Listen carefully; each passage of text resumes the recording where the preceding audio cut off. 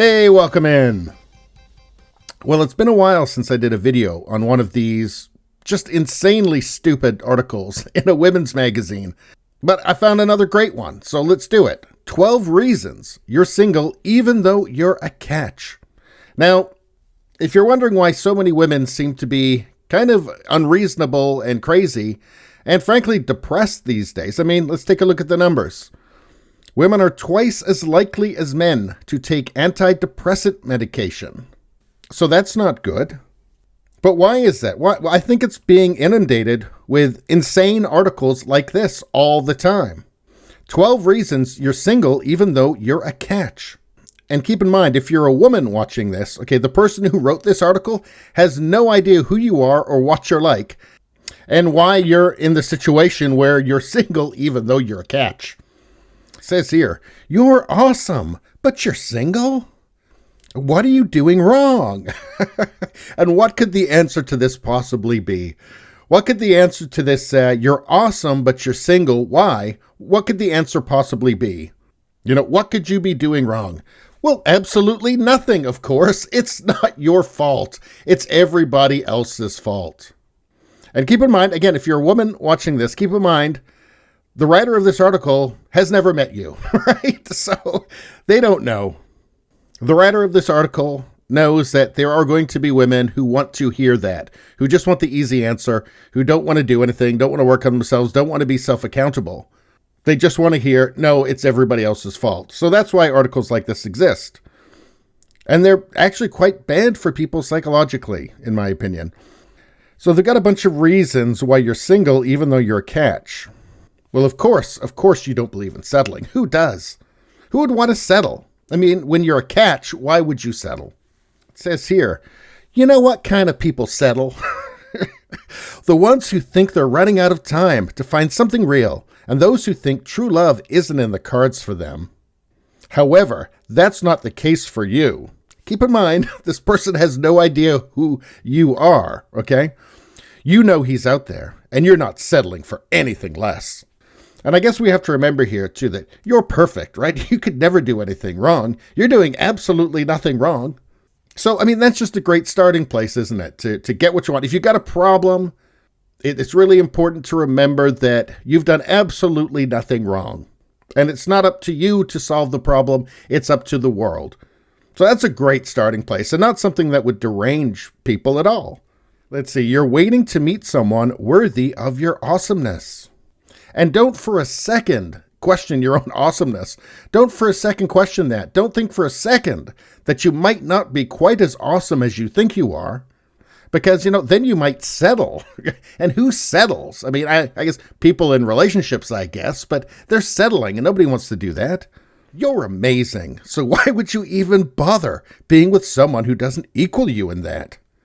I mean, seriously, it'll be totally worth the wait. Oh, yes, and you will wait. You absolutely will wait. Whether it'll be worth that wait, how much do you like cats and wine? If you really like cats and wine, then maybe it is worth the wait. And just, you know, it's amazing how this is the worst advice you could give to anybody, just to say there's nothing wrong with you, you're perfect, and it's everybody else's fault.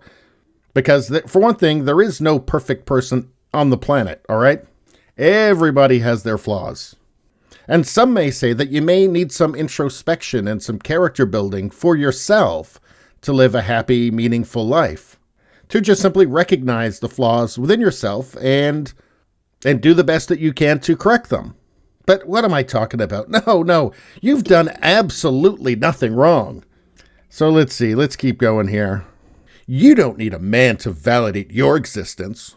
Yes, you do. I'm very sorry to tell you this, but you do. Men can actually do quite well on their own. Not all, of course, but in general, men manage being on their own fairly well, especially when they've already been married and gotten divorced. Women really don't do well without a man in their life. I mean, you know, the rare occasion, probably sure. But generally, they kind of like to have a mate. And they seem to do a lot worse without one.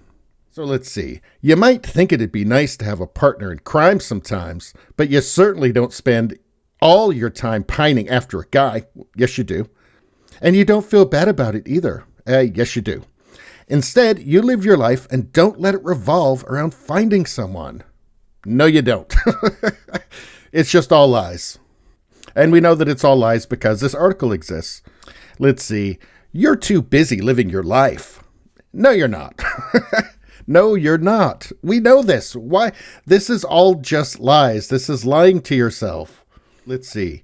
You've got great friends to distract you from romance. No, you don't. No, you don't. You're backbiting each other all of the time, and they're getting into romances, and then the rest of you are feeling jealous and probably hoping that it doesn't work out because misery loves company. Let's see. Once you get a boyfriend, the time you spend with your friends is immediately cut in half. Yeah, it's because you don't care about them that much in the first place. Guys aren't as into commitment as they once were.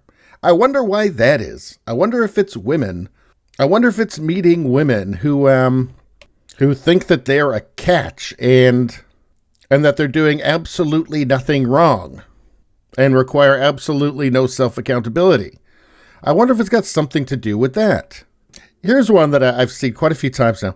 Your confidence is really intimidating. No, it isn't. Men are not intimidated by women's confidence.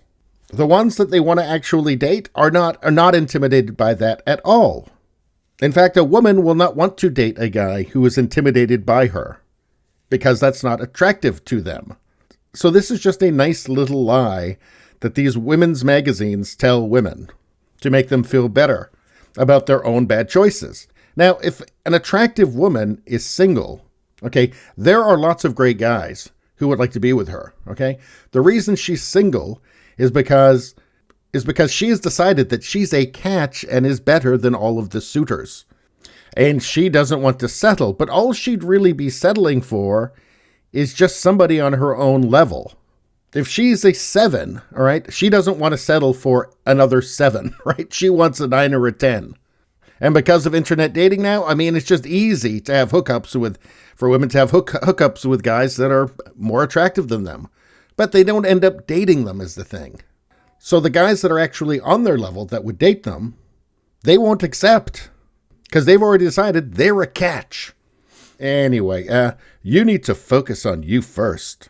And this is a typical claptrap here. Before you can share your life with someone else, you first need to know who you are, what you want, and in what direction you're headed.